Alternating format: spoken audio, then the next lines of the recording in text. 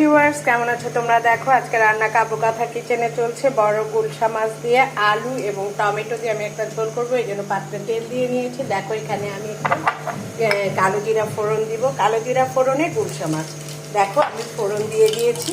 ফোড়নটা ফুটতে ফুটতে দেখো এখন আমি এখানে এই যে আলুটা তো আগে ভেজে রেখেছি, এই যে টমেটো আছে কাঁচা টমেটোটা আগে এখানে দিয়ে দিব। ভাজা ভাজা হতে থাকে। দেখো কালো জিরার একটা সুন্দর স্মেল বেরিয়েছে, এত ভালো লাগে। এবং কালো জিরা শরীরের জন্য অত্যন্ত উপকারী। এই দেখো এখানে কোনো পেঁয়াজ রসুন হবে না, শুধুমাত্র কালো জিরা দিয়েছি এবং হলুদের গুঁড়া, এখন দিব মরিচের গুঁড়া দিয়ে লবণ দিয়ে যেহেতু ভেজে নিয়েছি এই জন্য লবণটা আমি একটু পরে দিব। দেখো টমেটোটা দিয়ে এটাকে আগে একটু সেঁকলে নেই। এখানে আমি একটু জিরার গুঁড়ি দেবো। এই যে দেখো এখানে একটু জিরে আছে, জিরের গুঁড়ি করে রেখেছে, এটা একটু দিয়ে দেওয়া।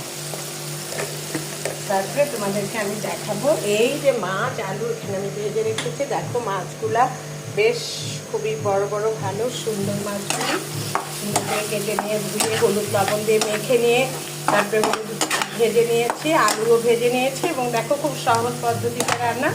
তেলের মধ্যে দিয়ে দিয়েছি কালো জিরে, তারপরে টমেটোগুলো দিয়ে তারপরে সেখানে হলুদ বাটা, হলুদের গুঁড়ো, মরিচের গুঁড়ো এবং জিরের গুঁড়ো দিয়েছে। এই যে এখন এই মাছ আলুগুলোকে এখানে আমি দিয়ে দিই। দেখো তোমরা নিশ্চয়ই দেখতে পাচ্ছ। এবং এটা মাছ আলুগুলোকে দিয়ে হালকা আলতোভাবে নাড়বো যেন মাছগুলি ভেঙে না যায়। এখন আমি এখানে একটু হতে থাক, পানি দিয়ে দেব অল্প পরিমাণ। এই যে দেখো এখানে আমি অল্প পরিমাণ পানি দিয়ে দিলাম। আলুটাও ভাজা আছে, টমেটো বেশ আঁচে হয়ে গিয়েছে। এই দেখো মাছগুলোও ভাজা, সব কিছু একেবারে চোখের নিমেষে রান্না হয়ে যাবে। আর গরম ভাত দিয়ে সাট করে খেয়ে নেবে, দেখবে কত মজা লাগছে।